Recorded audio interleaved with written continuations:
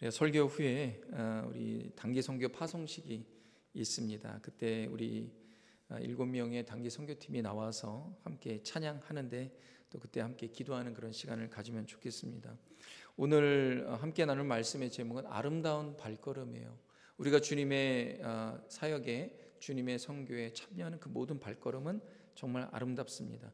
하나님께서 구원의 계획을 가지고 계시고 또 하나님께서 그 구원의 계획을 이루어 가시는 그 모든 과정과 그 계획과 그 이루심은 너무나 경외롭고 경이롭습니다. 참 우리가 전혀 예상하지 못한 그런 방법으로 하나님께서는 그분의 구원을 이루어 가십니다. 우리는 이렇게 하나님 구원을 이루시면 좋겠고 또 이렇게 역사하시면 좋겠다라고 생각하지만 하나님은 참 놀라운 방법으로 우리가 전혀 예상했던 그 방법의 범위를 넘어서서 그분의 구원의 계획을 이루십니다. 그래서 우리가 필요한 것은 무엇이냐? 믿음이에요. 하나님을 전적으로 신뢰하고 바라보는 우리 믿음이 참 필요합니다. 주님이 하시는 그 계획을 믿고 하나님이 하시는 그 길을 의지하고 신뢰하고 전적으로 신뢰하고 따라가는 것. 왜냐? 우리가 생각했던 우리의 계획과 우리가 생각했던 우리의 소망과 우리의 뜻과는 하나님의 뜻과 하나님의 계획이 모든 과정과 이루심에서 많이 다르기 때문에 그렇습니다. 우리는 좀 더 효율적으로 좀 이렇게 하면 좋겠다 이런 뜻과 계획을 세웁니다. 물론 우리가 선교할 때 많은 계획들을 세워요. 그러나 항상 가보면은 하나님이 세우신 그분의 계획이 우리의 계획보다 훨씬 더 좋습니다. 그러니까 믿고 따라가는 게 얼마나 중요한지 모릅니다. 우리는 가장 빠르고 가장 적은 노력으로 큰 성과 내면 좋겠다 이렇게 생각하는데요. 하나님의 초점은 그런 것에 있지 않아요. 하나님의 초점은 한 영혼이 구원을 얻고 이룰 때까지 주님께서 역사하시고 그 구원의 열매가 맺을 때까지 하나님은 끊임없이 행하시는 그분입니다. 한 영혼이 온전히 그리스도의 복음 듣고 치유되고 회복되고 모든 죄와 사망에서 해방되어서 영원한 생명 얻을 때까지 하나님 절대로 쉬지 않으시는 분이에요. 하나님께서 쉬신 적이 있습니다. 하나님 창조의 역사를 하시고 또 6일 동안 창조하신다며 쉬셨어요. 그러나 인간이 죄를 범한 이후로부터 그 인간을 살리기 위하여 그 망가진 피조 세계와 이 세상을 구원하기 위해서 하나님 쉬지 않으신다 하셨습니다. 그러면 세상의 기준으로 보면 6일간의 짧은 선교의 여정이 얼마나 효율적일까 이런 생각이 듭니다. 멀리 가서 짧은 기간 동안에 뭘 얼만큼 바꿀 수 있을까 이렇게 생각을 합니다. 그러나 하나님의 생각, 하나님의 계획은 너무나 다릅니다. 인간적인 관점에서는 전도는 미련한 것입니다. 꼭 거기까지 가야 되는가? 또 어떤 면에서는 굉장히 무모할 때가 있습니다. 그러나 하나님의 관점, 하나님의 눈에는요, 그것이 우리의 인간의 관점과는 다르게 아름답다 하였습니다. 하나님이 보실 때 그 전도에 미련한 것이, 그 선교에 미련한 것이 하나님 보실 때는 하나님 내가 역사하고 나와 함께 그 사역하는 것이 그것을 통하여서 영혼의 열매가 맺어지고 지금 당장에 볼 때는 별로 효율적이지 않을지 모르나 하나님께서 보실 때는 구원에 이루는 놀라운 방편이라는 것을 여러분 아시길 주님의 이름으로 축원합니다. 오늘 말씀에 15절에 보면 이런 말씀이 있습니다. 다 같이 한 번 더 읽도록 하겠습니다. 시작. 보내심을 받지 아니하였으면 어찌 전파하리요? 기록된 바 아름답도다. 좋은 소식을 전하는 자들의 발이여 함과 같으니라. 아멘. 보내심을 받지 아니하였으면 어찌 전파하리요? 기록된 바 아름답도다. 좋은 소식을 전하는 자들의 발이여. 좋은 소식, 복된 소식을 전하는 그 사람들의 발걸음이 아름답다. 오늘 말씀에 누구든지 주의 이름을 부르는 자는 구원을 받으리라. 누구든지 주님의 이름을 부르는 자는 구원을 받으리라. 이렇게 말씀하고 있는데 예수님의 이름만 불러도요 구원을 받는다 그랬어요. 이게 얼마나 큰 은혜입니까? 그런데요 여러분 그 구원이 예수님 이름 부르는데 처음에 어떻게 시작이 됩니까? 로마서 10장 10절에 보면 사람이 마음으로 믿어 의에 이르고 입으로 시인하여 구원에 이른다 그랬어요. 입으로 예수님 나의 구원자이시고 나의 주님이십니다. 예수님이 아니면 나는 구원받을 수 없습니다. 예수님, 나를 살려주세요. 나를 죄와 이 사망의 권세에서 나를 좀 해방시켜 주세요. 그렇게 주님의 이름을 부르고 입으로 시인할 때 구원이 이른다 그랬어요. 근데 이 처음에는 마음에 믿음이 마음의 뿌리에 이 씨앗이 딱 들어와야 되거든요. 근데 믿음이 마음에 생기려면 어떻게 믿음이 생깁니까? 로마서 10장 17절에 믿음이 생기는 경로를 우리에게 가르쳐주고 있어요. 다 같이 한번 읽겠습니다. 시작. 그러므로 믿음은 들음에서 나며 들음은 그리스도의 말씀으로 말미암았느니라. 아멘. 믿음이 들음에서 나는데 그 뭘 들어야 되냐는 거예요. 그리스도의 말씀을 들을 때, 그리스도의 말씀이 들을 때 믿음이 우리 마음에 씨앗이 생기고 믿음의 그 씨앗을 통하여서 우리가 정말 주님이 나의 구원자입니다, 그런 진정한 고백의 역사가 일어난다는 거예요. 그럴 때 구원의 그 놀라운 은혜가 그 모든 사람과 그 사람을 통하여서 가정 가운데 임하게 된 역사가 일어나고 사회에 임하게 되고 민족이 구원받는 역사가 일어나는 것입니다. 그런데 여기 질문이 있어요. 그러면 누군가가 복음을 전해야 됩니다. 누군가가 복음을 전해야죠. 복음을 전하지 않았는데 어떻게 그리스도의 말씀이 증거될 수 있겠습니까? 복음을 듣지 않고 어떻게 믿음이 생기겠습니까? 반드시 누군가가 복음을 전해야 되는 거고 전한 그 복음의 말씀을 들어야 되는 것입니다. 그래서 사도 바울이 14절에 이렇게 이야기합니다. 그런즉 그들이 믿지 아니하는 이를 어찌 부르리요? 믿음이 없는데 어찌 부를 수가 있냐는 거예요. 믿음이 있기 때문에 그리스도를 구원자로 구주로 믿고 부른다라는 거예요. 그런데 듣지 못한 이를 어찌 믿으리요? 듣지 못했는데 어떻게 믿음이 생기겠느냐? 전파하는 자가 없이 어찌 들으리요? 너무나 당연한 거 아닙니까?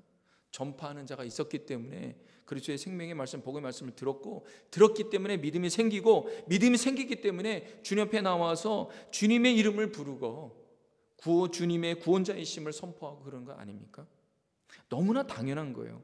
아무도 복음을 전하지 않는다면 누가 듣고 누가 믿을 수 있겠습니까? 바울은 선교할 때 정말 처절하게 선교했어요. 정말 자기 생명을 다해서 선교했습니다. 바로 이것 때문에 그래요. 누군가가 가지 않는다면 어떻게 예수님 믿고 어떻게 구원을 얻을 수가 있는가? 바울은 부활하신 주님을요, 그분이 직접 나타나서 너가 핍박하는 예수다, 그 말을 듣고요 완전히 꼬꾸라졌어요. 예수님이 나에게 나타나셨는데, 나에게 생명을 주신, 나는 이 은혜의 빚진 자, 주님이 나에게 나타나셔서 그 복음을 주시지 않았다면 나는 지금 이 자리에 이렇게 구원받고 이렇게 살아갈 수가 없는데, 누군가가 이 복음에 부활하신 주님을, 그 복음을 듣지 않는다면 이거는 정말 큰 일이다. 나는 그 구원을 받았지만 나와 같이 구원을 받아야 되는데, 그러한 그 사랑에 빚진, 은혜에 빚진 그런 심정으로 세계에 나가서 열방과 민족에 선교한 것입니다. 누군가가 전해야 된다. 그런데 누가 가겠냐는 거예요. 누가 가겠느냐? 누군가는 가야 되는데 누가 가겠느냐? 바울이 그래서 주님 제가 가겠습니다. 주님 제가 가겠습니다. 자원한 것입니다. 사람들은 편하고 쉬운 곳을 가려고 합니다. 선교는 불편합니다. 가는 길도 불편하고요, 언어도 불편하고 문화도 불편하고 음식 편하지 않습니다. 한국 사람들이 선교를 가면 가장 힘든 게 뭐냐? 다른 게 아니에요.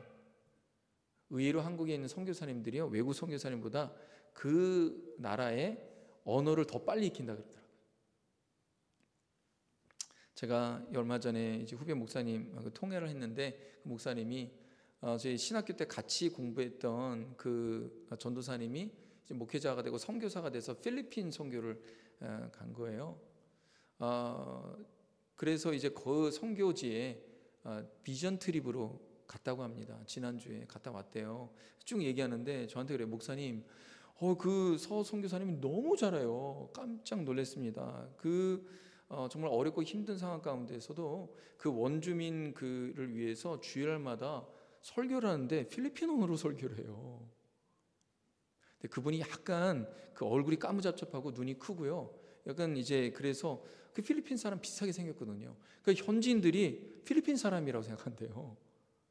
근데 그렇게 선교를 잘하고 설교도 주님의 말씀을 전하는데 정말 필리핀 언어로 하는데 너무나 귀하게 선교를 한다고 그래요. 근데 한국 사람들이 참 어려운 것이요, 음식이라 그래요. 음식이 어렵대요. 불편합니다. 아무리 그래도 그곳에 가서 사역하는 게 불편해요. 지난번에 그 선교사님이 아이가 있는데 아이가 거기가 좀 치안이 안 좋으니까 개를 이렇게 키울 수밖에 없대요. 근데 개에게 물려갖고 참 힘든 일이 있었습니다.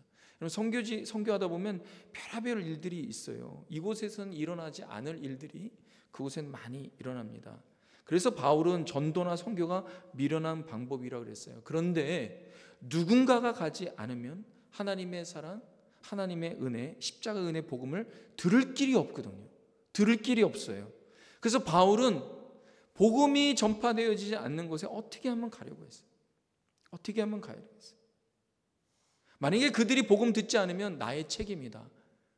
나에게 부활하신 주님이 나타나셔서 그렇게 나에게 은혜를 주신 그 사랑의 빚진 자로서 내가 그곳에 가지 않으면 나는 정말 직무유기다. 그런 마음으로 바울이 곳곳에 가서 복음을 전하였습니다. 하나님은 성경에 쭉 보면은 사람을 모집하는 분입니다. 하나님은 계획을 세우세요. 계획을 세우시고 그분의 사역을 위해서 누군가를 모집합니다. 내가 이런 계획을 가지고 있는데 누가 이 일을 같이 하겠니? 하나님께서 사람을 부르시는데, 모집하는데, 구약에 보면 이사야가 주님의 이런 음성을 듣습니다. 이사야서 6장 8절에 보면 이사야가 하나님의 음성을 들어요. 내가 또 주의 목소리를 들으니 주께서 이르시되 내가 누구를 보내며 누가 우리를 위하여 갈꼬 하시니 그때 내가 이르되 내가 여기 있나이다 나를 보내소서 하였더니, 하나님께서, 성부 성자 성령 하나님께서 누가 우리를 위하여 갈꼬, 내가 누구를 보내며 누가 우리를 위하여 갈꼬. 이사야가 그 목소리를 들어요. 주님, 내가 여기 있나이다 나를 보내소서. 하나님께서 영혼 구원을 위해서 누굴 보낼지 고심하시고 계획하십니다. 내가 이 일을 하려고 하는데 나를 위하여, 나를 대신하여 갈 수 있는 사람 누구냐? 주님이 부르세요. 너가 한번 가면 어떻겠니? 너가 가면 좀 어떻겠니? 하나님은 크고 작은 주님의 구원 사역에 우리와 함께 하길 원하세요. 동참하길 원하시는 거예요. 우리가 무엇인데 하나님의 그 위대한 구원의 사역에 우리는 어떤 사람입니까? 연약하고 나약하고 능력이 많지가 않은데 하나님이 우리를 끌어들이셔서 함께 하자 그러십니다. 근데 이게 얼마나 가치 있는 일인지 몰라요. 여러분, 기도하다가 또 이렇게 교회 광고를 듣다가 또 말씀을 듣다가 아니면 믿음의 형제 자매들의 권면에, 또 친구들의 권면에, 또 목사님의 권면에, 또 여러 가지 일들을 통하여 등등 성령께서 여러분에게 말씀하십니다. 내 구원의 이 사역이 있는데 너가 한번 가면 어떻겠니? 너가 좀 가자. 누가 갈까? 너가 가면 좋겠다. 주님은 참으로 인격적이고 신사적인 분입니다. 주님은 강제로 우리를 끌으시는 분이 아니에요. 자원하는 마음을 원하세요. 막 착고에 끌어갖고 목에 목줄을 메어서 왜 안 가? 하나님은 한 번도 그러신 적이 없어요. 내가 이런 계획이 있는데, 사람 살릴 계획이 있는데, 예수님께서 이 땅에 오신 거요, 하나님께서 인간의 몸으로 성육신하셔서 오셨습니다. 십자가에 지으셨어요. 주님이 마지못해서 하신 게 아니에요. 자원하는 마음으로 하나님 아버지께서 세상을 구원할 내 이 계획이 있는데 아들아 너 가겠니? 예수님께 성자 예수님, 아버지 제가 가겠습니다. 그 하나님의 아버지의 뜻 그 가운데에서 내가 순종하며 나아가겠습니다. 그래서 예수님이 오신 거예요. 하나님은 우리가 주님의 그 계획에, 그 위대한 계획에 우리가 동참하여서 그 가치 가운데, 영혼을 살리는 최고의 가치에 우리가 함께 기뻐하고 우리가 함께 그 영혼의 천국잔치에 참여하기를 원하십니다. 이사야는 이 주님의 음성을 듣고요, 내가 여기 있나이다. I am here, Lord. Send me. 나를 보내소서. 나를 보내소서. 여러분, 주님이 모집하는 이유에는 때는 다 이유가 있어요. 다 이유가 있습니다. 먼저는 여러분에게 이 말씀 드리고 싶어요. 하나님이 직접 하시려고 하시는 그 계획은 하나님의 가치만큼 위대한 가치, 존귀한 가치가 있다라는 것을 여러분 아시기 바랍니다. 우리가 이 세상에서 생각하는 가치는요, 하나님 보실 때는요, 발톱의 때만도 못하는 가치인데 우리는 굉장히 위대하게 보는 거예요. 그래서 우리의 생각이 하나님이 생각하시는 그 가치에 머물러 있고 거기에 초점이 되어 있어야 되는 것입니다. 여러분, 하나님은 영혼을 살리는 것, 하나님께서 만드신 이 피조 세계가 회복되는 것을 최고의 가치로 여기십니다. 우리는 금과 은 이런 것을 최고의 가치로 여기죠. 세상에서 영광 받고 명예롭고 높아지는 것을 가치로 여기는데 하나님은 거기에 별로 생각이 없어요. 과학자들이 얘기하는데요, 지구보다도 훨씬 큰 별이 전 우주의 수백억 조 경이나 된다. 거기에 파묻혀 있는 다이아몬드하고 은과 금과 희귀 강물들이요, 지구에 있는 것보다 수천, 수백, 수만, 수경 배 이상 된다 그러는 거예요. 하나님이 별로 관심이 없어요. 우리가 관심이 있지. 하나님의 관심은 한 영혼이, 망가진 영혼이, 죄로 인하여서 심판받고 죽음 가운데 있는 영혼이 살아나도록 하는 것, 그걸 구원하는 것, 거기에 최고의 가치를 두는 것입니다.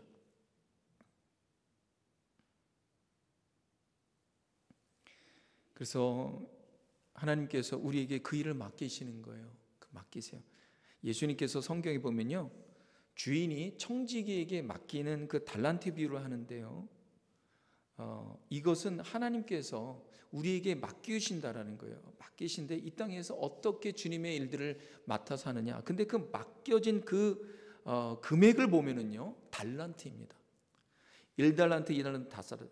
한 달란트의 가치가 현대로 보면은요, 약 100만 달러입니다. 엄청난 가치예요. 2달란트, 5달란트는 500만 달러예요. 이 말이 뭐예요? 하나님은 그 종에게 정말 가치 있는 일을 맡기신다는 거예요. 하나님께서 우리를 부르실 때는요, 엄청나게 가치 있는 일을 맡기시는 거예요. 최고의 가치는 뭐냐? 한 영혼을 살리고 구원하는 거예요. 여러분, 돈의 가치는 상대적입니다. 돈이 어떻게 어디에 쓰이냐에 따라서요, 그 가치가 완전히 달라지는 거예요. A라는 곳에 쓰면은 돈의 가치가 공수는 많이 붙어도요, 쓰레기 같은 가치가 있어요. 그래, 어떤 가치는요, 단 1불 100불만 써도요, 그것은 100만 불, 200만 불, 300만 불 쓰는 것 이상의 가치가 있습니다. 여러분, 쉰들러 리스트라는 그런 영화에 보면은요, 쉰들러라는 사람이 일대기를 다큐멘터리 형식으로 영화한 건 아닙니까? 여러분 봤지 않습니까? 마지막 장면이 아직까지도 저에게 이게 인상 깊게 났는데요, 그 쉰들러가 자기가 차고 있는 차, 그리고 타고 있는 차, 그리고 차고 있는 시계, 뭐 옷 이런 걸 보면서요, 이게 무슨 가치가 있다고, 이거 한 시계 팔면은 한 명의 영혼을 구원하는데 내가 이걸 차고 있어서 이게 무슨 소용이냐고 이걸 뜯어갖고 버립니다. 여러분, 사람 살리는데 그 구원에 사용되는 그 물질은요, 세상의 어떤 가치와도 비교할 수 없는 엄청난 가치가 있는 것입니다. 여러분들이 낸 성경금은요, 영혼을 살리는 데 돕는 거예요. 세상의 수백만 달러, 수천만 달러하고는 비교할 수 없는 가치입니다. 세상 그 공공 붙는 것에 대한 가치를 두지만 하나님은 그렇지 않아요. 세상이 볼 때는 적은 수이지만 사람 살리는 이 가치, 이 물질은요, 세상의 어떤 것과도 비교할 수 없는 엄청난 가치이고, 하나님께서 그것을 통하여서 그분의 구원의 사역을 이루십니다. 저는 우리 민족이 선교의 빚을 많이 졌다고 생각됩니다. 우리 민족이 예수 그리스도의 이름을 부르고 구원을 얻게 된 것은 불과 100년 좀 넘습니다. 하나님께서 한이 많은 한민족을 국리히 여기셨어요. 대다수의 그 당시 때 조선인들은 글을 읽지 못했고 많이 굶어 있었고 극소수의 사람만 잘 살고 있었어요. 하나님이 너무나 가난하고 무지하고 죄 가운데 있고 정말 복음 듣지 못하여서 한많은 인생 살아가는 이 한민족, 하나님께서 이들을 구원할 나의 복음을 증거할 사람을 모집합니다. 하나님께서 부르시는데 젊은 사람들이 동참합니다. 그때 우리 한국 땅에 온, 조선 땅에 온 사람들은 나이가 20살 초반이에요. 대학을 갓 졸업한 그런 청년들입니다. 적지 않은 선교사가 한국 땅을 밟았어요. 그 중에 토마스 선교사님처럼 밟자마자 거기서 목베어서 순교당하는 젊은 순교사님들도 있었습니다. 근데 그런 소식을 들어도요, 선교사님들이 지원하는 거예요. 또 젊은이들이 지원합니다. 내가 조선 땅에 가겠습니다. 그곳에서 복음을 전하겠습니다. 영국과 미국과 각지의 캐나다의 사람들이, 젊은 사람들이 왔습니다. 당시에 조선이 얼마나 힘들었는지 언더우드 선교사님이 편지를 썼는데, 여러 선교사님이 편지를 썼어요. 근데 그 일기를 썼는데 그 일기 내용을 여러분이 잠깐 읽어드리겠습니다. 주여, 지금은 아무것도 보이지 않습니다. 메마르고 가난한 땅, 나무 한 그루 시원하게 자라 오르지 못하고 있는 땅에 저희들을 옮겨와 심으셨습니다. 그 넓고 넓은 태평양을 어떻게 건너왔는지 그 사실이 기적입니다. 주께서 붙잡아 뚝 떨어뜨려 놓으신 듯한 이곳, 지금은 아무것도 보이지 않습니다. 보이는 것은 고집스럽게 얼룩진 어둠뿐입니다. 어둠과 가난함과 인습에 묶여있는 조선 사람입니다. 그들은 왜 묶여 있는지도 고통이라는 것도 모르고 있습니다. 고통을 고통일 줄 모르는 자에게 고통을 벗겨주겠다고 하면 의심부터 하고 화부터 냅니다. 조선 남자들의 속셈이 보이지 않습니다. 이 나라의 조정의 내심도 보이지 않습니다. 조선의 마음이 보이질 않습니다. 그리고 저희가 해야 할 일이 보이지 않습니다. 그러나 주님, 순종하겠습니다. 겸손하게 순종할 때 주께서 일을 시작하시고 그 하시는 일을 우리들의 영적인 눈이 볼 수 있는 날이 있을 줄 믿나이다. 믿음은 바라는 것들의 실상이요 보지 못하는 것들의 증거이니라고 하신 말씀을 따라 조선의 믿음의 앞날을 볼 수 있게 되기를 믿습니다. 지금은 우리가 서양 귀신 양귀자가요, 양귀신의 자녀라는 거예요. 양귀자라고 손가락질을 받고 있사오니 저희들이 우리 영혼과 하나인 것을 깨닫고 하늘나라의 한 백성, 한 자녀임을 알고 눈물로 기뻐할 날이 있음을 믿나이다. 학교도 없고 그저 경계와 의심과 멸시와 천대만이 가득한 곳이지만 이곳이 머지않아 은총의 땅이 되리라는 것을 믿습니다. 주여, 오직 제 믿음을 지켜 주소서. 여러분, 언더우드 선교사님, 또 그와 함께 이름 모를 선교사님, 또 바로 오자마자 순교한 토마스 선교사님, 정말 한국이 이렇게 선교하는 나라로 변화될지 어떻게 알았겠습니까? 하나님께서 선교사님을 통해서 오병이의 기적을 일으키셨습니다. 여러분, 지금 우리가 선교하는 하이티 땅 5개의 큰 깽단들이 그 나라를 장악하고 있고, 또 빠떼의 하이티인이 100년 전부터 선조 대대로 그 하루에 6불 정도 벌면서 그 사탕수수 배는 정말 가난하고 무지한 그런 하이티인들인데, 여러분, 우리가 믿음으로 나가는 것이 무엇입니까? 그들도 또한 한국 땅처럼 주님의 이름을 부르는 때 하나님께서 놀랍게 구원의 역사를 일으켜 세워주셔서 그 땅이 선교하는 나라, 온 민족과 열방으로 나가서 선교할 그런 민족이 될 줄로 믿으며 우리는 나가는 것입니다. 우리는 작은 씨앗을 뿌리는 거예요. 작은 씨앗을 뿌리고 그냥 하나님이 하시는 길에 나아가는 것입니다. 때로는 불편하고 때로는 미련해 보이고 때로는 무지해 보여도 아무것도 일어나지 않는 어둠과 같았다 할지라도, 여러분, 지금 착지에서 선교사님들이 다 언더우드 선교사님과 같은 동일한 느낌을 갖고 경험하고 있습니다. 그러나 바울의 고백처럼 이렇게 미련한 방법처럼 보이는 이 선교가 하나님께서 함께 하시고 구원의 역사를 이루는 가장 아름다운 발걸음이란 사실을 여러분 믿으시기를 주님의 이름으로 축원합니다. 복음 들고 민족의 가운데 나아가서 한 영혼이 주님께로 돌아올 때 한 영혼을 통해서 가정이 변화되고, 가정이 변화되어서 마을이 변화되고, 마을이 변해서 사회와 민족이 깨어날 줄로 믿습니다. 여러분, 우리 한국은요 그렇게 변화된 땅이에요. 그렇게 변화된 땅입니다. 하나님의 부르심에는 결코 실수가 없습니다. 우리가 실수하고 실패했다고 하는 그 순간에도 당시 이해할 수 없지만, 때로는 낭비라고 생각되지만, 여러분, 6일 동안 가는데 이렇게 해도 돼? 이렇게 해야 돼? 그렇게 낭비라고 생각되지만, 여러분, 그 당시 때 선교사로 온 분들이요, 영국이나 캐나다, 미국에서 지금으로 보면 아이비리그급에 있는 사람들이었어요. 옥스퍼드 나오고 하버드 나오고 이런 사람들이 와갖고 한국 땅에 와갖고 선교를 지냈는데 순교를 당하는 거예요. 그러니까 현지 신문에 What a waste! 왜 이렇게 낭비를 해야 되냐?